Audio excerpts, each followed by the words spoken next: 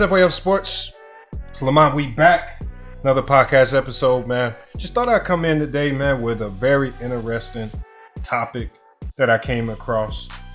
And you know, here at FYF Sports, we love having these type of debate, contentious arguments, past, present debates. And we have one here for you guys today with Shaq and Rudy Gobert. Before we get started today, though, make sure you guys like, comment, and subscribe. Hit the notification bell if you haven't done so. Subscribe to our second channel, FYF Sports Live, where we're going to be doing our live weekend shows, our Sunday live specials, and then we do a lot of reruns throughout the duration of the week. So if you want to check out some of our older live streams, if you want to see that content, if it's something you think you might have missed, go tune in to FYF Sports Live for any live stream action that you want to check out from the past as well. But today, I think this is really one of the better player versus player arguments that I've seen come up. And so recently, the sentiment has been brought up: how would Rudy Gobert hold up against Shaquille O'Neal of the past? Shaquille O'Neal, probably the most dominant force that we've seen in NBA history. I mean, he came in I think 1992, dominated from year one all the way through his years with the Lakers. Obviously, really the only thing that slowed Shaq down was his athleticism and just staying in shape. Once he lost his fitness, he essentially lost what made him dominant. But still, nonetheless, he had a dominant run in NBA history. Easily one of the greatest big men of all time, and just one of the best players of all time in general. And when we talk about today, in this era, a different style of play, a lot more finesse, a lot more shooting, right? The centers defend a lot differently because of how the game has changed with zones, a lot of high ball screens and things of that nature. But nonetheless, Rudy Gobert is still one of the best defensive centers that we have in today's game. And now, as of late, a player like Rudy Gobert has been taking a lot of flack because his teams, especially ones he had in Utah, haven't had much success. And defensively, those teams have kind of flaunted a bit and flapped and flailed and just couldn't figure it out. I don't necessarily blame Rudy Gobert, but there are a lot of casuals out there that expect Rudy Gobert to be the captain save-a-hole for everything that went wrong for the Utah Jazz. And we did a really good video about what truly went wrong with the Utah Jazz. You guys should go check that video out. But nonetheless, Rudy Gobert, I think, is a 3-time Defensive Player of the Year. I mean, he's always in the top 5 in blocks categories. He's just dominant. There's very few guys in the league where you can tell they have a joy for playing defense, right? And especially in a league where everyone wants to be the offensive star. Everyone wants to score points. Everyone is trying to find ways to rest on defense, right? This is why we see more and more zones where team defense is more heavily relied upon as opposed to individual man defense, which really nothing wrong with that. And I understand the sentiment with that strategy, but I think Rudy Gobert gets slighted to a certain degree. And so the contentious talking point came up: how would Rudy Gobert hold up against Shaq? And Rudy Gobert simply stated he would lock Shaq up. And he says, and then Shaq came back and said Gobert could not guard him. Shaq went as far as saying that Rudy Gobert, he would, the first 2-3 minutes of the game, he would have close to 20 against a player like Rudy Gobert. So, before we give our thoughts on who we think would win in this particular battle, I want to hear from an actual coach, someone who's actually been there, done that. And I think the one person who can explain Shaq better than anybody is a guy that coached him by the name of Phil Jackson. So there was a podcast a while ago where Phil Jackson was asked about Shaquille O'Neal's dominance and how it actually changed the game into what we see now. And I think this definition and this explanation of Shaquille O'Neal gives us an answer to this particular question. Let's go ahead and get to that video. Kurt says Magic's the greatest Laker. Where do you place Shaq? Not just among great Lakers, but among great NBA players. Shaq had a dominance that changed the game. And in that era, when the league was making adjustments in how they were going to allow defenses to happen, Shaq was the major component that allowed defenses to change. So that you can front and back a guy like Shaq now. You can play a zone, basically. They just have a 3-second lane violation, but you can play any defense you want. Before that, when Shaq was in the early stages of his career, it was difficult to defense against Shaq because you had to do it individually. You could come double team, but you had to double team in a certain way. And Shaq was a great passer out of the post. So he's a man that changed the game into what we have now in this era we have now, which is really eliminated, I think, a lot of post play, which is okay. I mean, you should be able to play basketball however you want to play it. That's one of the reasons the game should be a good game. But Shaq's dominance changed the game.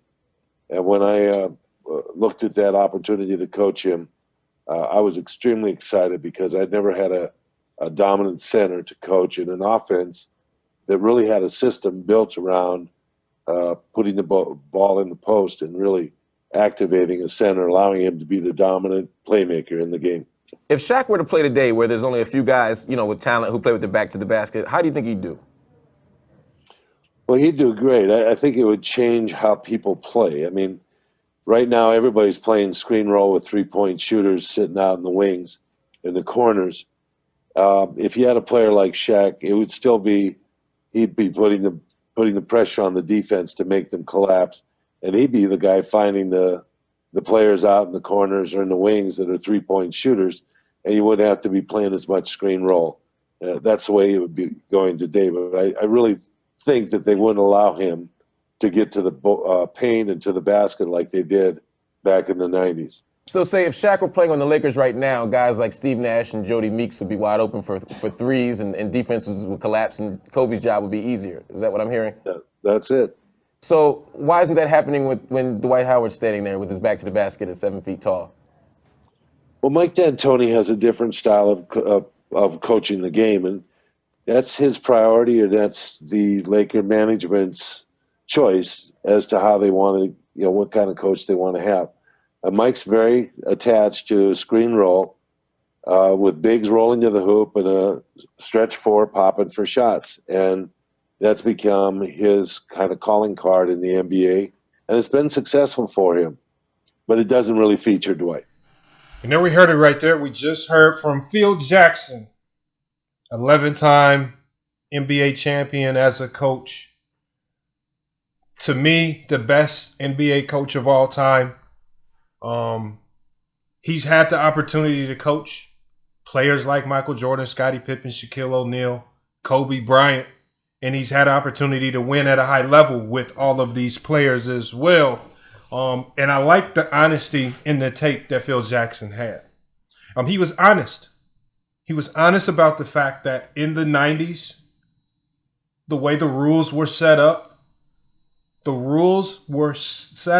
with the illegal defense.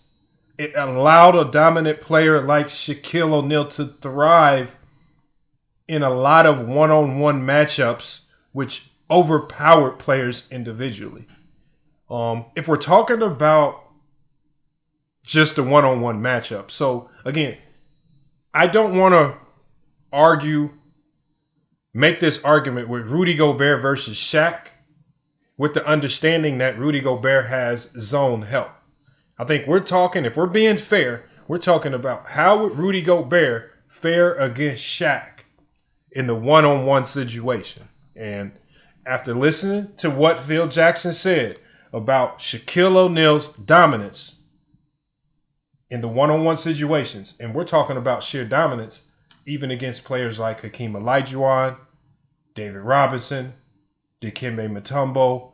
I mean, you name any great center, defensively or offensively, however you want to put it, and they all got abused individually by Shaquille O'Neal. Now, again, Phil Jackson has admitted, now with the rules changing, with zones into effect, if you want to skew the narrative of this argument and say that Rudy Gobert is going to have zone coverage helping him, that's going to kind of change the game. And Phil Jackson basically alluded to the fact that the zone wouldn't necessarily stop Shaq from being effective. He would become much more of a passing big, kicking it out, because his dominance as an ISO player would force teams to kind of collapse.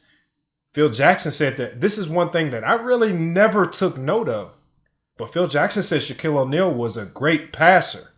So I feel like in this day and age, based on some of the things that Phil Jackson stated, Shaq would be dominant if he actually played in today's game in a different fashion, probably not with so many points as we saw him do individually in the 90s. But I think he would be able to dominate because of his presence. So I still think he would be a great scorer as far as dominance at the rim. But I think this era would help us. It would accentuate some of the other skills that he had, such as his passing, and we would see more kickouts, so more assists. So I think his assist numbers would be a bit more inflated in this era because of the kickouts, and we're in an era where there's better shooters. If you had a Shaquille O'Neal in this era, what better way to support him by surrounding him with the best shooters you can find? I think you would really have a recipe for success there. But if you're talking about the head-to-head matchup with Rudy Gobert versus Shaq, how would Rudy Gobert fare if Shaq caught the ball on the low post, no help was able to come help, and he had to hold his own one-on-one against Shaquille O'Neal? I think we all know what the end result would be on a consistent basis. Could Rudy Gobert get a few stops here and there? Probably so. But I believe that if Rudy Gobert was consistently put in one-on-one situations against Shaquille O'Neal, I think Shaquille O'Neal's strength, and I think sometimes his sheer strength and dominance overshadowed his footwork and finesse as well. Shaq had great touch at the rim, which is one of the reasons why he had such a high field goal percentage. And then he knew how to finish in traffic with power. So even if you were a barrier between him and the rim, he knew how to rise with aggressive fervor to destroy you and the rim along with it. So I don't really think there would be much Rudy Gobert could do in stopping Shaq. We've seen Rudy Gobert struggle mightily if he doesn't have great perimeter defense around him. As a help defender, he's good. As an individual defender, we've seen him kind of struggle against superior athletes at the rim. Shaq, in his prime, was a superior athlete physically and athletically. So again, I definitely would have to say Shaquille O'Neal would win that battle in the ISO matchup. Now, again, the element of this argument could change if we put a great defensive team around Rudy Gobert in this era, and you allowed that team to zone up in some different and more unique ways, and you made a constant effort as a team to shade 2 to 3 guys over towards Shaq in some type of man-to-man matchup zone to slow him down. But that would probably be the only realistic way Rudy Gobert could consistently apply pressure to Shaquille O'Neal and stop him enough so his team could have a decent chance to win the game. But you guys spam up the comments.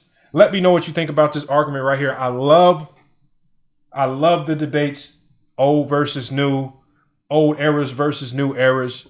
I mean, I know a lot of people like to avoid talking about what would happen if you bring a player into this era, or if you take another player back to that era. It still makes for good conversation. And again, I think Phil Jackson did a good job of bringing a non-biased perspective, talking about some of the things that would give Shaq problems in today's game from the team perspective and what he would excel at in the individual perspective. And that, again, it just makes for a good conversation when we can have these types of arguments, because it kind of helps bring to light what type of player Shaq was and how much more respected he should be in the grand scheme of things. When we look at like the top 10 all time, I think a lot of times Shaquille O'Neal doesn't get enough respect. I've seen a lot of people throw Tim Duncan in there over Shaquille O'Neal. And again, I don't know if that's necessarily the case. Respect to anyone's list, though. But again, when you hear coaches like Phil Jackson talk about Shaquille O'Neal in this particular light, it just adds to how dominant he was. And it wasn't just about the dunks or the power or some of the things that we saw in the 90s. He has so many more elements to his game that we just couldn't see because of the era that he played in. But you guys, spam up the comments. Let me know your thoughts on this. If you have any other players that you would like me to pair up and kind of do some research on, see if there are any coaches out there that have done, any commentary on these particular matchups, let me know in the comments and I'll see what I can put together for you. Because it does make for a great debate here on FYF Sports. Hey, this is FYF Sports. It's been another great podcast episode. All right, make sure you guys sub up to the Spotify channel or even FYF Sports Live, our second channel on YouTube, for more FYF Sports debates content. But hey, it's FYF Sports. It's been another great show. We will be back with more sports news. But until then, it's FYF Sports.